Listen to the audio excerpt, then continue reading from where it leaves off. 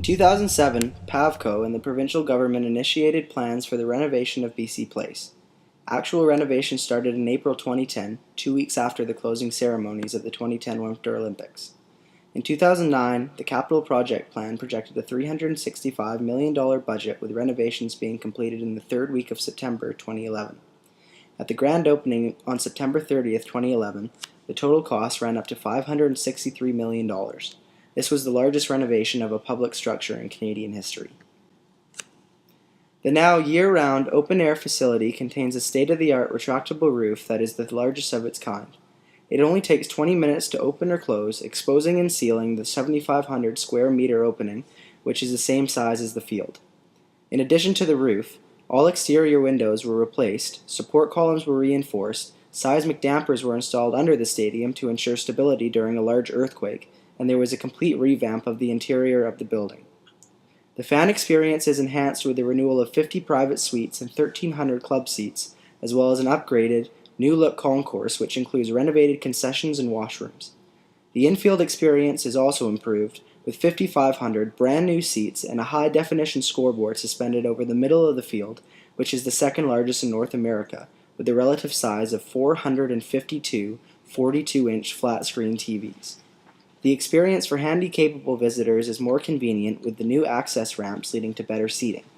The new turf will improve player experience and safety, which is designed to achieve FIFA 2-star certification, the highest rating possible, and also boasts one of the highest GMAC ratings to date, limiting player concussions as a result of a shock pad placed under the turf.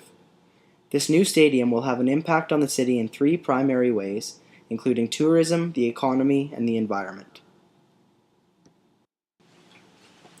Tourism has been important to the growth of the BC economy due to the depletion of natural resources. In the province in 2009, tourism was a $7 billion industry, employing just over 128,000 people. BC Place will only improve tourism in Vancouver, as it will act as the central location for special events, festivals, sporting events, conventions, and trade shows. These events, which will be more frequent now due to the new stadium being capable of holding a wider variety of events which were previously turned away due to the limitations of an enclosed roof, will bring people from surrounding areas and the rest of the world to the downtown core, subjecting them to other popular tourist attractions such as Stanley Park, the Vancouver Convention Centre, Science World, the Vancouver Art Gallery, Robson Square, Granville Street, and the sports and entertainment district that they are planning to build next to the stadium. The convenient location has also made BC Place very accessible by transit, with SkyTrain and bus routes leading directly to the stadium. Surrounding restaurants, bars, taxi drivers, and hotels will also benefit with the influx of tourists coming to experience the new BC Place. Besides tourism, the renovations will also impact BC's economy. After the gross spending incorporated with the 2010 Winter Olympics, there has been much debate over whether the spending of the renovations at BC Place was responsible.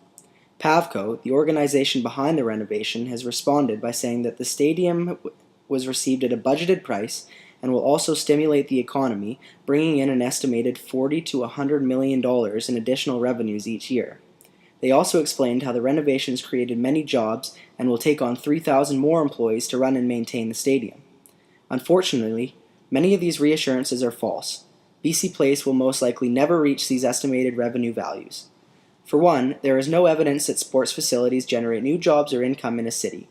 In a study of 46 major league stadiums, John Siegfried and Andrew Zimbalist have found that there is no statistically significant positive correlation between sports facility construction and economic development, despite PAVCO claiming the contrary. Additionally, for stadiums, the return that one can expect from each dollar spent is lower than that spent in restaurants, bars, and other entertainment centers because relative to size and expense, they don't employ many people directly, and most of these jobs are subject to minimum wage. Additionally, the beneficiaries, including sports teams and concessionaire companies, are more likely to spend out of province than local businesses are. Much of this revenue is attributed to new tourists that will come to visit, but as Vancouver already has significant appeal in that category, there is not enough room for improvement for these lofty estimates to be achieved. Moreover, many of these jobs that were created during the renovation had to be done by specialists who were mainly brought in from other countries, which does not benefit BC's economy. Money that was spent on BC Place could have been spent on other projects that might have improved productivity or living standards, including public transportation, education, or housing in the downtown east side. While the economical aspect of the project nearly overshadows the glory of the new stadium, there are still other positive aspects about it, including the attention to environmental friendliness. All upgrades at BC Place were planned with energy efficiency in mind. The new roof alone saves 25% of energy usage compared to the old stadium, as there is no need for the massive motorized fans that kept the roof aloft. As of 2011, the building has become carbon neutral thanks to the offsets purchased through Pacific Carbon Trust. BC Place promises to continue to improve carbon management to shrink emissions year after year. While the commitment to renovate BC Place may not have been the most responsible economic decision, it is not debatable that a renovation was needed for the rapidly dating stadium sometime in the future, and that the picturesque Vancouver skyline needed to be rid of what was sometimes referred to as a dirty marshmallow.